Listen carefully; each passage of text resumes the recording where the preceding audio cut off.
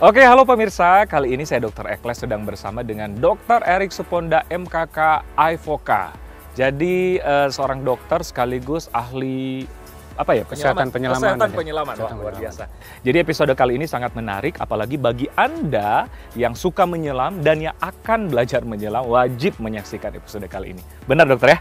Kurang lebih gitu. Kurang lebih gitu lah. Apalagi ini ada alat-alat yang luar biasa nih, nanti kita tanya satu-satu dokter. Tapi sebelumnya apa sih dokter olahraga scuba diving itu atau menyelam itu dokter? Sebenarnya kalau diving itu atau menyelam itu ada kriteria dasarnya bahwa kita terpapar tekanan lebih dari 1 atmosfer. Itu kriterianya? Kriteria dasar. Oke. Berarti penyelaman itu bisa penyelaman basah, penyelaman kering. Basah berarti di bawah air, kering berarti kedalaman permukaan bumi. Itu termasuk kriteria diving. Jadi bukan berarti harus di dalam air? Tidak. Salah satunya ada terapi yang namanya hyperbaric ocean therapy, itu adalah penyelaman kering, terpapar tekanan lebih dari 1 atmosfer. Ini yang jadi pertanyaan sejuta umat nih. Apalagi bagi pemirsa mungkin yang akan belajar menyelam atau scuba diving, harus tahu berenang nggak dok? Nah, ini mengenai berenang ini tidak wajib bisa berenang. Oh. Tetapi akan diajarkan dengan baik selama ambil kursus dari penyelaman ini. Oke, jadi sebenarnya tidak mesti tahu berenang ya? Tidak mesti. Karena kita mau, ya bahasa kasar kita mau tenggelam, kita mau ke dalam, kita mau menyelam. Benar, bukan tapi berenang. Iya. Tapi bahasanya kita akan dilatih dengan baik untuk bisa berenang. Nah, untuk bagi diver nih, ini kan sudah ada alat-alat apa aja nih dokter? Ya, ini sebenarnya ada beberapa yang memang wajib dimiliki awal oleh seorang penyelam pemula ya. Yang paling basic tentunya bisa nempel pada tubuh lah.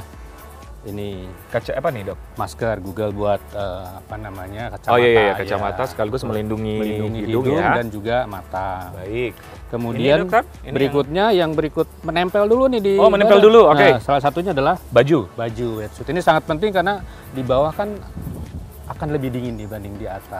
Kemudian mencegah terjadinya goresan dengan biota-biota atau barang-barang di bawah laut yang mungkin berbahaya gitu kan. Itu mungkin. Ini baju seperti ini dikenal dengan istilahnya wetsuit ya. Ini ada dry suit buat penyelam-penyelam tertentu, ini adalah white suit ya. Ini ketebalannya kalau nggak salah ada yang 3 mili, ada yang 5 mili, tergantung nanti kita akan menyelam di suhunya.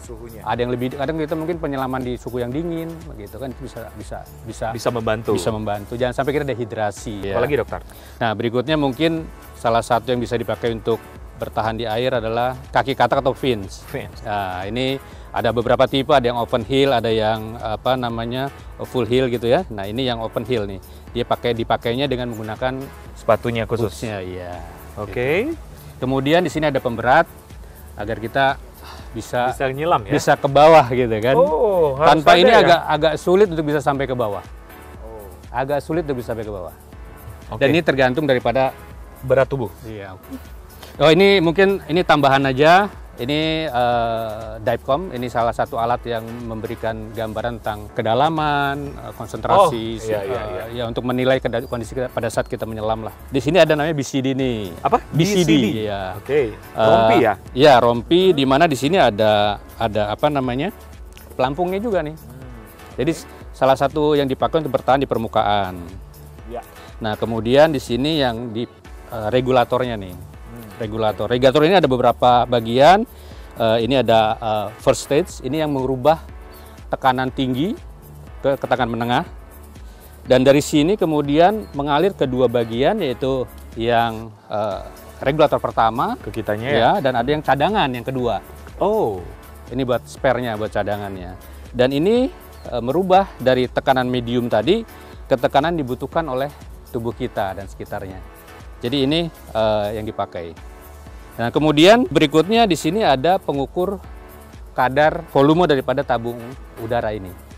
Di sini kita lihat, kita ukur di sini berapa total jumlahnya, sisanya berapa. Dan kita tidak boleh lebih atau ya minimal 50 bar lah. Kita sudah harus naik ke permukaan. Oke dokter, apalagi alat lain sudah komplit ya? Terakhir tinggal tabungnya ini. Benar. Dan tabung ini ditera setiap 5 tahun sekali. Dan regulator ini setahun sekali harus dilakukan pemeriksaan. Siapa saja sih yang bisa melakukan menyelam keadaan tertentu atau siapa saja yang tidak bisa? Mungkin pertama dari segi umur dulu dokter. Kriteria umur paling muda yang boleh menyelam itu 15 tahun. Dan untuk scuba junior yang masih scuba junior kelasnya itu 10 sampai 15 tahun. Itu jadi usia paling muda boleh. Oke, jadi 10 tahun sudah bisa, yang penting dilakukan dengan benar ya. Betul. Pria dan wanita sama aja, Dok? Sama aja, pria wanita nggak ada perbedaan. Walaupun kata ilmunya bilang nitrogen tuh lebih cinta sama perempuan dibanding sama laki-laki gitu katanya. Ada penyakit tertentu yang memang tidak bisa disarankan untuk scuba diving atau menyelam, Dok? Iya, ada beberapa penyakit, salah satu contoh lah ya, mungkin penyakit asma. Tapi asma pun ada grade-nya juga sih kan, tapi ambillah penyakit asma yang kita harus batasi. Asma. Kemudian diabetes. Diabetes pun ada grade-nya juga, tapi anggaplah itu kita sebagai reteksi tersendiri ya. Bisa, tapi dengan suatu perlakuan khusus. Benar. Kemudian penyakit-penyakit dengan gangguan sistem saraf pusat. Oke, benar. Sistem gangguan di otak misalkan, dan kondisi struktural dan sebagainya lah. Kalau secara psikis? Nah, kalau psikis orang-orang yang klaustrofobi ya tentunya salah satu yang tidak boleh mengikuti penyelaman ini. Bagi pemula nih, berapa sih batas kedalaman menyelam? Ada batasannya atau gimana, Dokter? Batas maksimal untuk kedalaman penyelam pemula itu 18 meter. Walaupun nanti setelah dia melakukan pendidikan, pelatihan, maka dia bisa lebih dalam lagi. Tapi bagi pemula tapi 18. Kriterianya ada ya. Kriterianya bahwa kita kalau masuk ke dalam penyelaman rekreasi itu maksimal 40 meter. Oh, lebih dari itu sudah masuk ke dalam technical diving. Jadi itu ada beda kriterianya ya. Betul. Dan berapa lama, Dokter, batasan untuk yang pemula? Ya selama isi tabungnya masih ada. Oh, jadi tidak ada batasan Nggak juga ada batasan.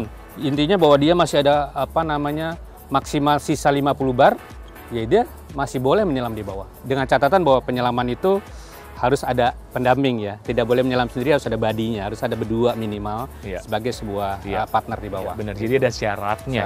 Syaratnya dan jangan salah loh, Dok, nih, saya mau potong sedikit. Kalau kita suka diving reguler, itu partial pressure oksigen di tubuh kita itu naik. Ujung-ujungnya apa? Kesehatan, awet muda, wellness itu akan jauh lebih baik. Itu catatan loh, Dok. Iya, benar-benar. Karena kita akan terpapar oksigen yang jauh lebih tinggi dibandingkan udara biasa yang biasa kita hirup. Kah efek samping nggak, Dok, kalau sering melakukan olahraga ini? Tadi kan ada manfaat untuk kesehatan, tapi kan ada efek samping, Dokter? Iya, efek samping ada pada kegiatan penyelaman ini yang pada dasarnya terbagi menjadi efek samping. Pertama, keracunan oksigen bisa terjadi. Kedua, barotrauma bisa terjadi. Barotrauma baik itu barotrauma paru, mata, telinga, dan lain sebagainya. Kemudian bisa juga penyakit dekompresi bisa terjadi juga. Keracunan nitrogen bisa juga, atau bukan keracunan nitrogen. Nitrogen narkose seperti gambaran seorang yang mengalami mabuk lah gitu ya. Itu bisa terjadi pada efek samping penyelaman. Tapi itu bisa dicegah ya? Bisa, itulah tujuannya sebelum menyelam, belajar dulu. Belajar dulu. Semua tekniknya, semua caranya, semua faktor juga dipelajari apa dan bagaimana sehingga hal-hal yang tadi bisa kita cegah. Jadi bukan berarti efek samping itu harus terjadi, tidak. Justru dengan belajar ini mencegah semua itu. Untuk belajar diving dengan baik supaya hal-hal yang tadi itu nggak terjadi. Nggak terjadi. Jadi ada rambu-rambunya ya, ada do and don'ts-nya ya. Betul. Berapa lama sih maksimal kalau kita menyelam? Nah, menyelam ini nggak ada maksimalnya. 24 Jadi kalau jam kita kalau bicara sekarang penyelaman rekreasi nih, penyelaman rekreasi itu paling ya durasinya 30 menit lah ya mungkin ya.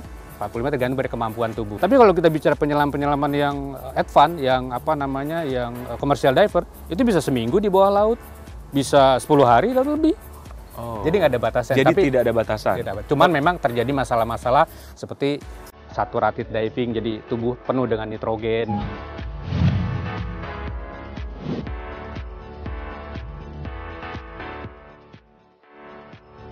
Ada nggak pemanasan atau stretching atau gimana? Ya, intinya pemanasan sebelum diving tidak boleh latihan keras. Karena kalau latihan keras maksudnya ada lari segala macam. Karena itu akan ada injury dan merupakan local port of entry untuk penyakit-penyakit pada penyelaman. Dan boleh dilakukan hanya stretching. Stretching berarti peregangan ataupun exercise ringan. Oke, jadi tidak boleh olahraga berat dulu ya. Oke.